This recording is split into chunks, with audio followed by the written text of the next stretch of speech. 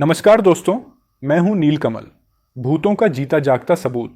और आप मुझे सुन रहे हैं Kavya horror story YouTube channel पर।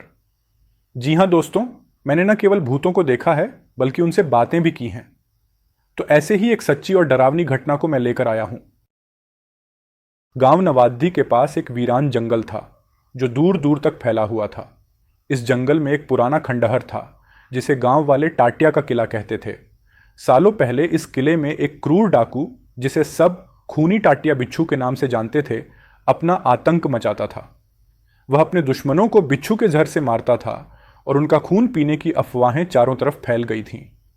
टाटिया बिच्छू की मौत एक रहस्यमयी तरीके से हुई थी। कुछ कहते हैं कि गांव वालों ने उसे पकड़ दाज कर जिंदा जला दिया, तो कुछ कहते हैं कि वह बिच्छू के काटने से मरा था। लेकिन उसकी मौत के बाद भी उसके डर से कोई उस किले के आसपास नहीं जाता था। गांव में अजीब अजीब घटनाएं होती रहती थीं। गायब होते लोग, रात में अजीब आवाजें और बिच्छू के काटने से अचानक मरने वाले लोग। गांव वालों का मानना था कि टाटिया बिच्छू की आत्मा आज भी उस किले में रहती है और जो भी वहां जाता है उसे मौत से कोई नहीं बचा सकता। कहानी की शुरुआत होती है अर्जुन, राहुल और मनीषा नामक 3 दोस्तों से, जो शहर से नवाद्दी गांव घूमने आए थे। गांव की खूबसूरती और रहस्यमयी वातावरण ने उन्हें आकर्षित किया, लेकिन असली दिलचस्पी तब बढ़ी जब उन्होंने गांव के लोगों से खूनी टाटिया बिच्छू की कहानी सुनी।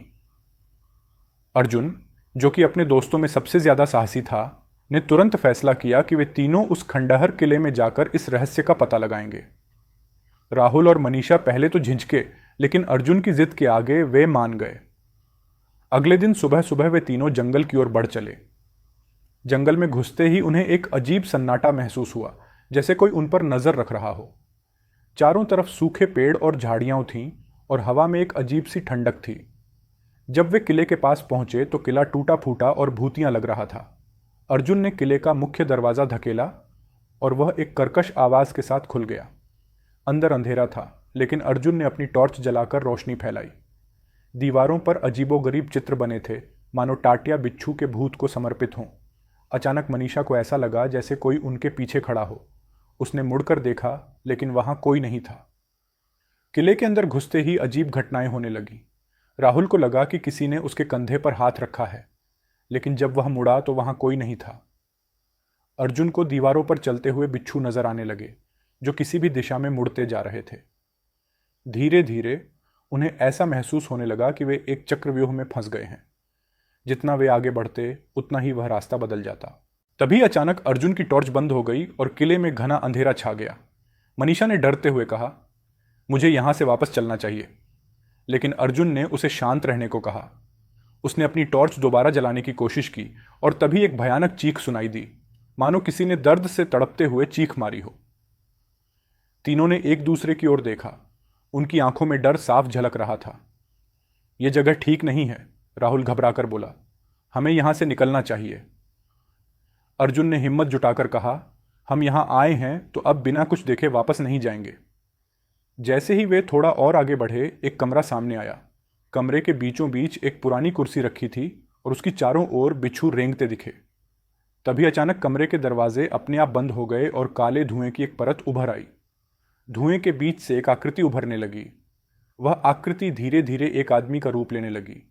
लंबी कद काठी, सिर पर बिच्छू की टोपी और आंखों में खून उतर आया था।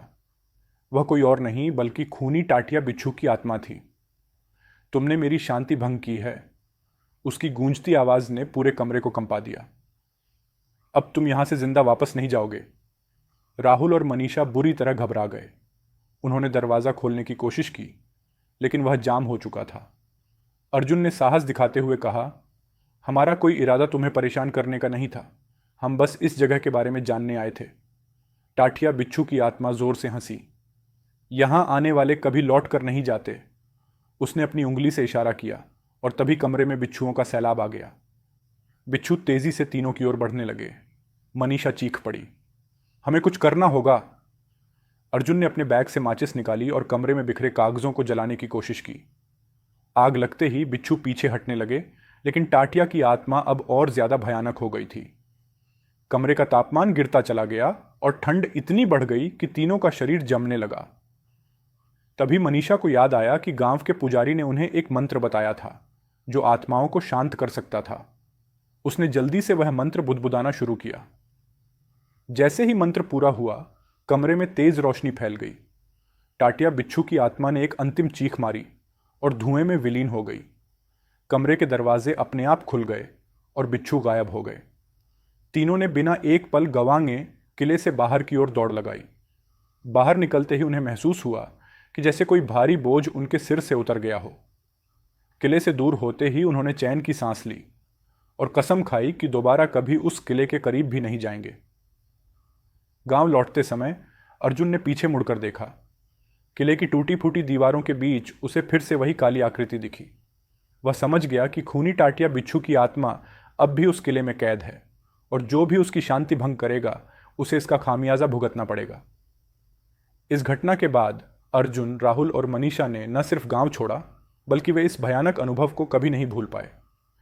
उस दिन के बाद से किसी ने भी उस खंडहर किले की ओर रुख करने की हिम्मत नहीं की।